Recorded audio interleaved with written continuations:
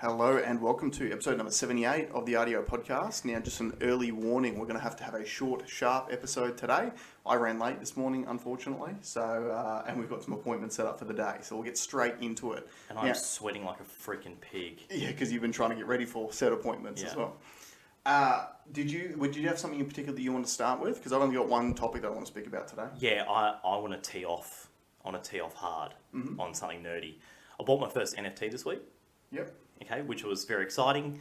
I bought it because I really liked the piece, and it was effectively a trial because a friend made one. Oh yeah. So it's off her collection, and I wanted to know how to do it. Mm-hmm. That was a big part, and I wanted to talk to her to see how she received it and how it works at her end. Mm-hmm. Now that brings me to another subject, which is, and I can't remember if I mentioned it on this podcast before, but I reinvested my Vanguard dividends back to buy more shares, and it was a shit fight. It took me a week to get it, right? Because $500 minimum has to be at exact units. Yeah. Has to factor in the fee. It's not easy to do. It takes you 2 days to get the money in every time you want to get the money in. Yeah. And in that meantime, I had done so much crypto trading, it wasn't funny. Which brings me to my next point. If this is a warning, this is a shout out, so I can definitively put it here, even though it's too late, like in terms of people that know me, and I've been saying this for a long time, but if you don't, if you haven't dabbled in crypto yet, you are the equivalent of the person in 1994 saying, "Oh yeah, I don't care much for that internet thing." Yeah. Forget the hype, forget the price of Bitcoin, forget all of that, or all of those things. Forget everything that you hear from your friends. I'm telling you, get to know how to use it, because you'll need to. Now, from a financial point of view, forgetting the prices of the assets, right? Yeah. I worked out, I told you I'm staking on Binance. Yep. It's making me, at worst, $6 a day. Yeah, right. Interest, right? For $29,000 worth of assets staked, which is, I worked it out, it's 7%. Yeah, right. Okay, so 7% per year yield. At its worst, it has paid me $25 a day. Wow. Yeah. Okay, for $29,000. So if you put $29,000 in a bank right now on a term deposit, how much would you get? You're probably getting 1% if you're lucky. If you're lucky. Yeah. Probably a fraction of 1%. And the excuses I keep hearing from people that I tell on my network, I don't have enough money. You can start with $100. You can start with $50. And that's one of the best things about crypto as well, is you can start with however low amount of money you've got. The idea is to break loose from this preset institutions that are there. So now, I'm no expert, because out of that NFT purchase, I was able to purchase it, even though it took me 24 hours. I haven't figured out how to get it into my wallet yet. Right. Okay, but I did it because I need to know that. Yeah, because you don't know what you don't know. Correct. So if you haven't tried anything before, how do you know what you don't know? And I remember Quinton was the first person I ever traded Bitcoin with. Right. So that is a moment for me that I'll always remember, because it's very different. It's not like, just do whatever I did on my banking app. Yeah. It's completely different.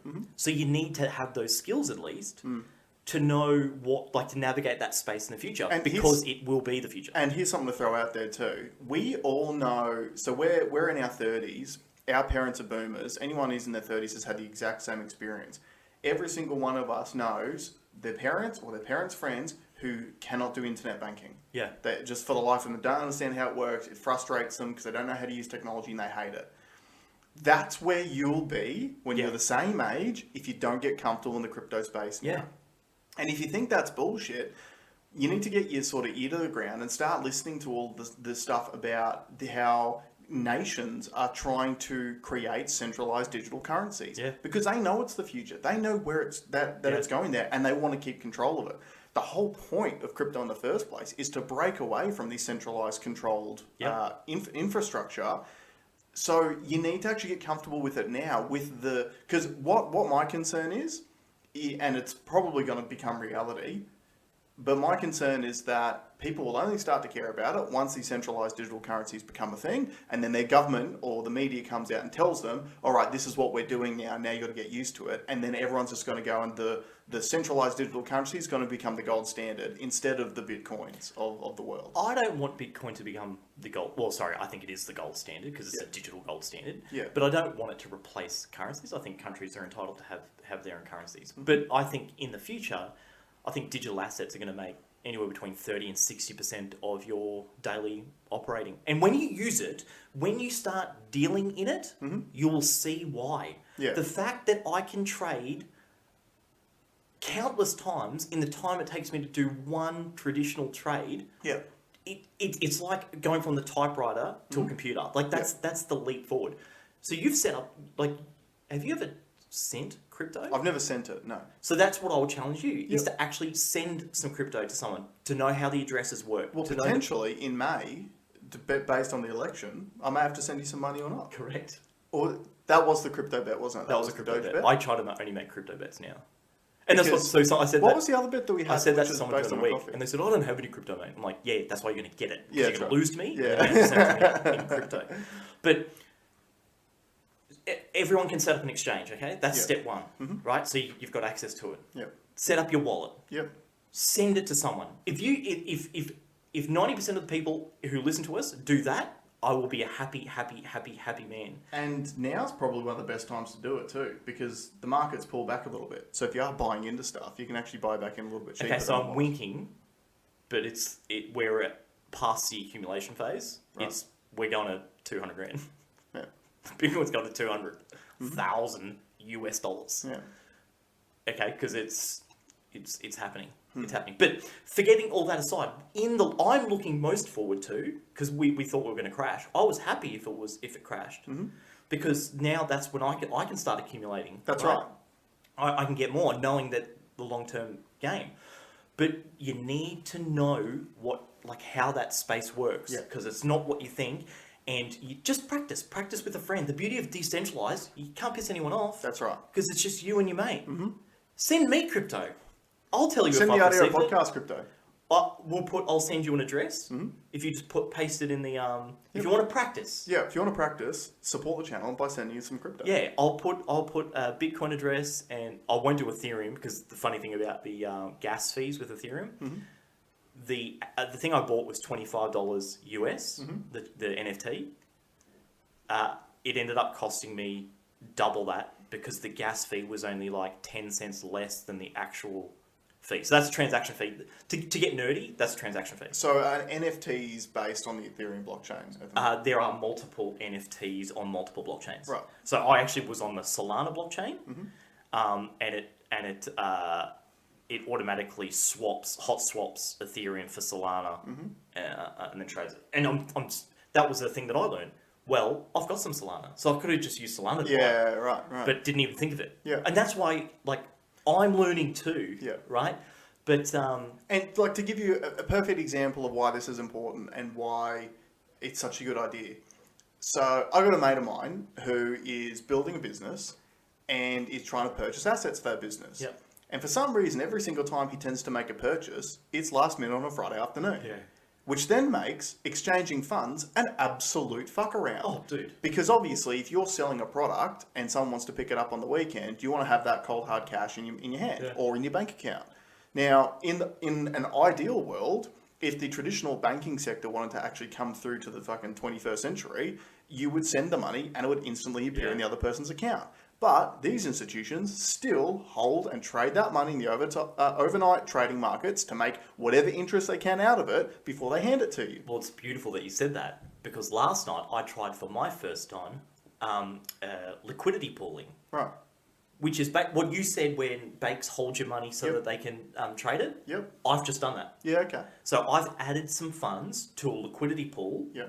So every time it goes on a what's called so DeFi is decentralized finance. Yeah. And it usually means that it's not although I did it through Binance, it goes to a decentralized exchange to do it. Yeah. You apply this this funding there, and as people trade, you get a clip of the trading fees. Yeah. Now, But the difference is that you basically have staked that money to then be used for trades, right? Which is why, Yes. So that is extremely different to forget the traditional banking structure. Forget that for just one moment. But just imagine this. This is what's happening with a traditional bank transaction. I'm trying to send money to you, and some third party takes that money, holds onto it for either 24 hours if it's a weekday or 72 hours if it's a weekend. They then use that money to create money out of nothing, because it's not money that they owned beforehand, and then they pass on to you after multiple days. That's a bullshit system. Yeah, and they get the earn. That's right. But the beauty of crypto is you're the bank. That's right. You can stake whatever you like and you get the earn out of it. Yeah. It's how it should be, because you are making the choice to do that. It's made me 10 cents in like 8 hours. There you go. And there's $50 in there. Yeah. Like, happy days. Yeah. So now I'm trying to do the more advanced stuff, but and we'll all grow into this. Yeah. But dead set, it's 1994 again. Can we get a feel out of our audience too? Who is engaged in crypto and who isn't? Yeah, put it in the comments. So if you're engaged, please say, yeah, I'm engaged. If you're not engaged and you want to be, write in the comments, hey, how do I get started? Well, like Alex could do another video. Yeah, do a full video on how to actually get started up in crypto. So, because you're right, it is the future. It is where we're going, and the biggest key is getting as many people comfortable with the system now before it gets hijacked by the traditional power centers, which is what they're trying to do. That's why they're talking about centralized currencies. Yeah. And you do not want mass adoption of a new pillar of society after it's too late. You want it beforehand. You want it beforehand when it's actually usable. Yeah, it's the same as like Facebook, Google owning the internet. Yeah. They shouldn't own the internet, but they do. So here's a real world application example of why we need to do this shit now.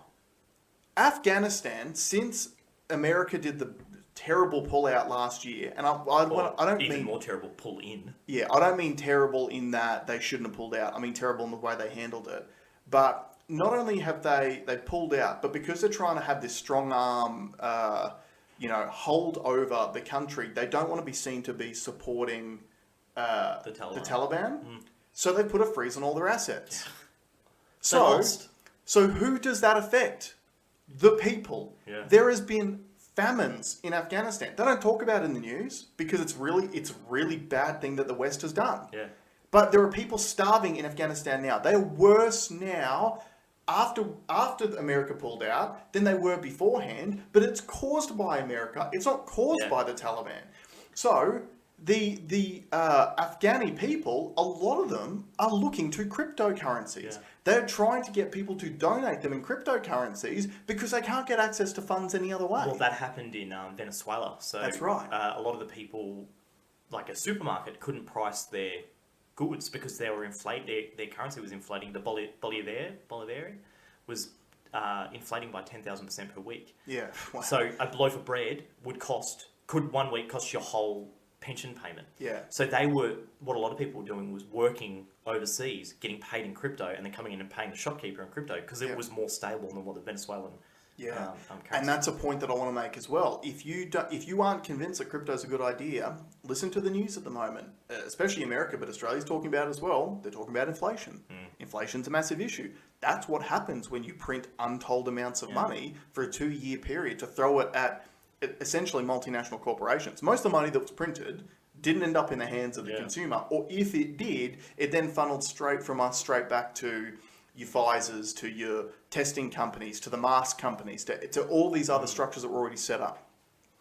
And most of it went overseas. Like, look at the rats. The rat test. We have companies in Australia that produce rats that we don't buy. We import rats from China. Yeah. And we're like, oh, there's shortage of rats. We've got a fucking company here that creates them. It's 20 minutes down the road. Yeah.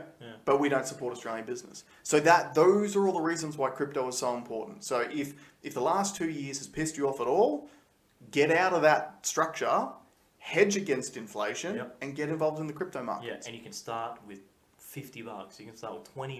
You can start with $100. Yeah. But you just need to do it. That's right. It's like dabbling on the internet. Yeah. in 1994. 100%. Yeah. 100%. All right, want to roll on to the next subject just quickly, because there is a lot going on internationally in regards to COVID restrictions at the moment. The UK was the first country to jump, and remove all restrictions. Yep. There have been many other countries that are following. Yep. Denmark was one, and there was another one as well off the top of my head. Norway, maybe? Yeah, it's one of the Scandos. Yeah. So a lot of these countries are starting to jump out. Now, there's two parts to this for me that I want to really dive into, because I think we made a prediction that is slightly off. So our prediction that we made was that to move out of the COVID control space, that the distraction was going to be climate change. Yep. I don't think that the climate change is the distraction. I think it's the Ukraine war, Russia, China thing. Yeah, okay. So then we got two things wrong, because that is one that I'll let you explain. The other one was that we thought that ScoMo was going to come out now and set us all free to help his bid, but it seems that he's doubled down. Yeah, I'm retracting that one purely based. We got it wrong. Yeah, we got it wrong. I think that ScoMo has licked his finger, put it up in the sky, felt which way the air's blowing, and they realise that there's enough people still scared of COVID out there that they're going to ride this stuff until the election. Yeah. And then they'll hopefully get their 50% plus one vote. To get into power. So I want you to keep an eye on this. I feel like these tensions around the Ukraine between America and Russia, and with China's involvement too. So to give the most briefest layman explanation of what's happening, essentially America and Russia are at tensions because Russia has stationed troops on the border of the Ukraine and are talking about not even they're talking about it. America's talking about Russia looks like they're going to invade Ukraine. And there's a lot involved in this. One of the key issues is the Belt and Road deal between China and Russia, in which, it's funny, Joe Biden last year when he first gets into office, he shuts down the Keystone pipeline in America, which therefore meant that America couldn't produce its own oil, and then gave the go-ahead to the Russian pipeline, and now Russia's looking like it's wanting to share oil with China. So now America all of a sudden is trying to go, hey, Russia's trying to invade the Ukraine, we need to station troops there, which it appears that it's all about destabilising that Belt and Road program. The Belt and Road program is effectively trade routes that link Africa, Europe, Eurasia, China all together. And Australia too, because don't forget, Daniel Andrews had gone outside the PM and signed a Belt and Road deal with China, which was then vetoed by ScoMo. So it's one of the only good things that ScoMo's done so far. So there's a lot of drum beating, particularly if you pay attention to America. I haven't watched any news this week as far as Australian news goes, so I don't know what we're talking about, but there's a lot of drum beating in America. They're talking about they've got 8,500 troops on standby to go and potentially be stationed in the Ukraine. And there's a lot of chest beating going on. It's a lot of the same old military industrial complex bullshit that we heard around September 11.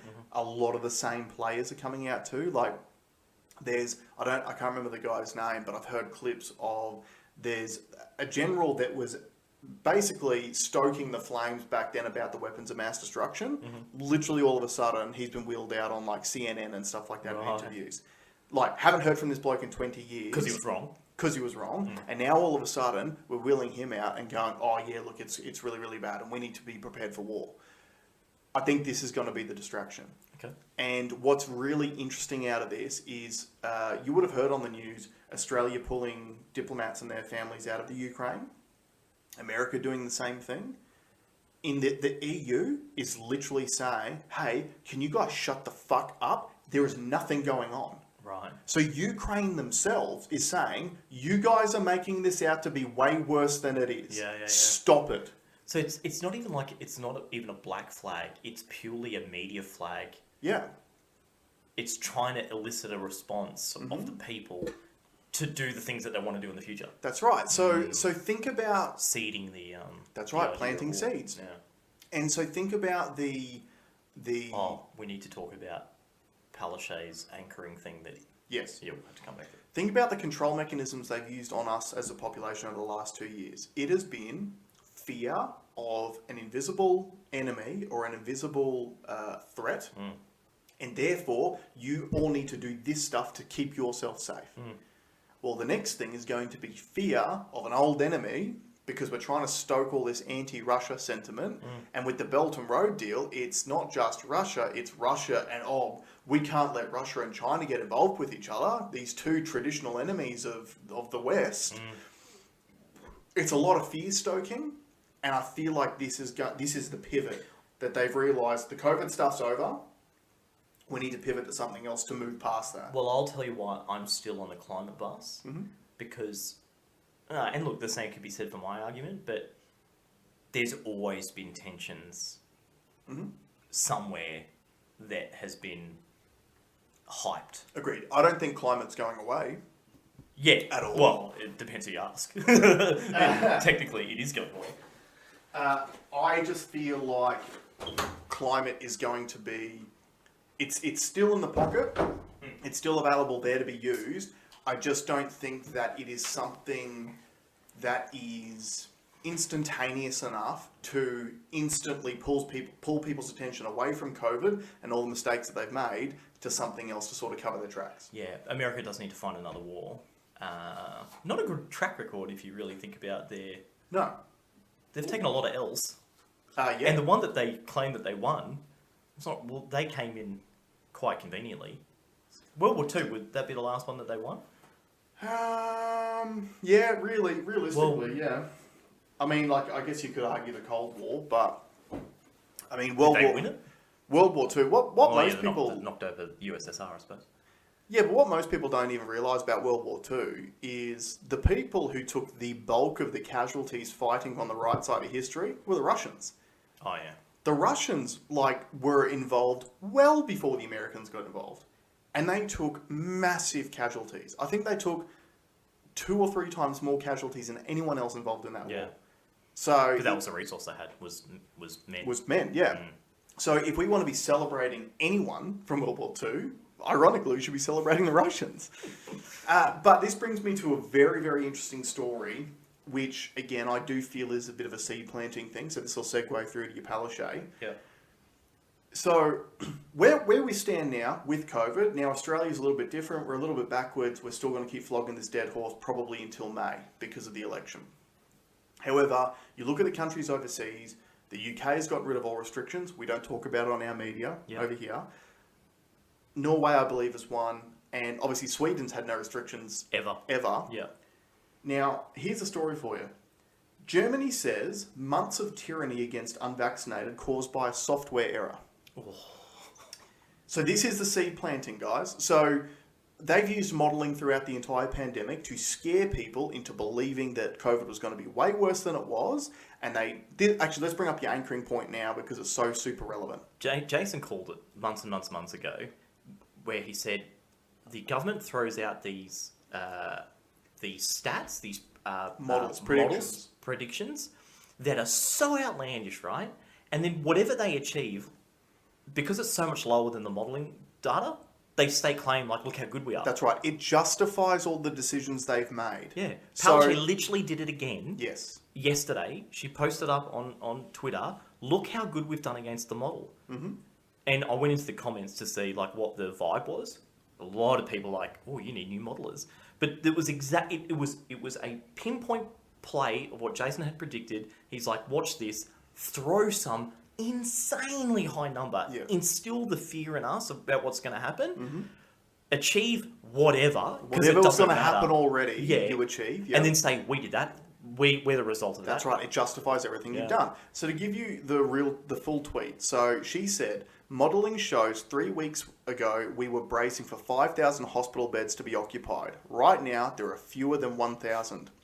We expected around 500 beds occupied in the ICU. At the moment, it's just above 50. The signs are encouraging. Thanks, Queensland, for helping slow the spread. Now, let me ask you this. Modelling from 3 weeks ago, what have we done, or what has the Queensland government done in the last 3 weeks to drop the 5,000 hospital beds down to 1,000. What have we done in the last 3 weeks? Change? Nothing. Nothing. We've literally done nothing. Yeah. So there's been obviously the rollout of vaccines for kids 5 to 11. They weren't going to hospital beforehand anyway. Yeah. They've literally done nothing. And state the claim, and they showed the images. They show the Yeah, graph, this big spike in the graph, and then what we've actually done, and it's... That's right. So we expected around 500 beds occupied in the ICU. At the moment, it's just above 50. That is a 10x difference, and they've done nothing. Yeah. Nothing. Hey, there's another example of the virus doing all the heavy lifting. That's right. But this brings up the next point. Remember back when Omicron first kicked off, and it started in South Africa, and the South African doctors were all screaming at the top of their lungs, Omicron is a milder version. Everyone that we are seeing is having far less significant illness than with the Delta strain. Stop freaking out over this. But every day we're like, oh, we just don't know. We just don't know how... We don't know. That was back at the start of November. Yeah. And again, what did we use Omicron to justify? We used Omicron to justify new mandates on school teachers, on correctional service workers. Bringing back masks. Childcare, bringing back masks. The booster. The boosters, yeah, because we've used it as a spooky tactic to, so what have we done? That's the question I want to ask you. Anyone who is a Queensland government lover, Anastasia Palaszczuk apologist, what has she done in the last 3 weeks to reduce the ICU usage by 10 times what was predicted 3 weeks ago? Is it anything to do with government policy, or is it just bad modelling? And this happened right since the beginning. Well, it's not bad modelling. It's perfect modelling for... It depends who you are. If you're It the depends who government. you ask. That's right. That article did come out because someone asked the modelers what goes on here. I think it was the Victorian modelers they asked. Mm-hmm. And they said, how come, like, these numbers, your models suck? Like, they're so far out of it. And the modelling company came back and said, the government gives us a number that they want us to model to. We model what the government wants us to model, is what they said. And they did this right from the beginning. Right at the beginning, in, I think it was March 2020, the modelers came out and predicted 150,000 deaths in the first year. We're in our third year now, and let me go to the up-to-date death number on covidlive.com.au. So we're currently at 2.5 million cases. Yeah. And we are at, you have to scroll down a fair way now to find deaths. Is that because the number's so big? It's like... So the data that it takes to get there, the wind up? Because I've stuck in a whole bunch of other stuff about doses. Hold on. Oh, here we go. We're at 3,632 deaths with COVID. And we're in year 3. That's not 150,000. No, it's not. And remember, that 150,000 was supposed to be in the first year. So by year 3, we should have had 300,000 deaths from COVID. Yeah. But again, if you anchor up at this bullshit high amount, you literally justify any decision they've made. Yeah. And that's what they've done. So this article about Germany, super, super interesting. Which is, and Alex is just checking if the appointment's writing. So Germany says months of tyranny against unvaccinated caused by a software error. After months of attacking the unvaccinated for refusing to get the COVID vaccine, Health Minister of Germany, Karl Lauterbach, said that the pandemic of the unvaccinated was actually due to a software error. Back in November 2021, news outlets reported on the fast increasing number of COVID cases in Germany's second largest city, Hamburg. The figures grew from an initial 111.6 infected people per 100,000 to 160 per 100,000 in a span of a few days. And at the end of November showed 209.2 per 100,000 and as high as 232.3 per 100,000. So you're looking at doubling your numbers. According to the National Pulse, the drastic increases in new COVID cases pushed authorities to implement COVID measures, i.e. what happened over here. Yeah. Omicron, the threat of Omicron, we brought in new mandates. Authorities said that only vaccinated or recovered, called 2G status, so not 5G yet, Nice. may enter shops, restaurants or clubs. Authorities also ordered the unvaccinated to limit social contact. Following the new set of rules, Mayor Peter Tschentscher said they observed an increase in COVID vaccine acceptance. Oh, funny that. Which they believed was the only way to end the pandemic. Now, it begs the question, did all these restrictions get put in purely to increase vaccine acceptance because they thought that was the only way to end the pandemic? Well, if they're not saying it, I mean, the Australian government's quite happy to say that. Absolutely. Yeah. Yeah. They'll outwardly say as long nothing can stop our vaccine rollout. Yeah. Meanwhile, an investigation by I'm not even going to attempt that name, and Welt newspapers revealed that the COVID numbers in Hamburg's social services departments were inaccurate. Furthermore, they found that in most cases they didn't even know who was vaccinated and who was not, the report said. But authorities continue to classify those with unknown status as unvaccinated, resulting in 70% of positive cases having unknown status. Well, that was the same as Peru, right? Peru they didn't trust the stats, so they said anyone that died that never got a test was automatically positive. By the end of December, the mayor said that the misclassifications were due to the deployment of different IT systems that used varying classifiers. Now, you're only 2 years into a pandemic. You probably shouldn't have been able to figure out which Excel spreadsheet to use by now. On January 17, Health Minister Karl Lauterbach explained, "With the situation in Hamburg, I can claim without a doubt that the problem was in the automatic classifier of the software. The problem is solved now, and it was a mistake and was not done on purpose in order to largely blame the unvaccinated for the pandemic." On Monday, however, Germany announced that it will extend its COVID pandemic measures in response to the spread of the Omicron variant. Now, Alex's appointment has just arrived, so I'm going to wrap this up real quick, but I just want to finish this article off for you. So Chancellor Olaf Scholz said that following a discussion with the heads of the federal states, they agreed to extend restrictions such as limiting private gatherings to 10 people and requiring vaccine passports or negative COVID test results to enter restaurants. Germany reported 63,000 new COVID cases on Monday, up to 86% higher than what was reported a week ago, as per the Robert Koch Institute for Infectious Diseases. Lauterbach said that the spike in COVID cases is expected to peak by mid-February.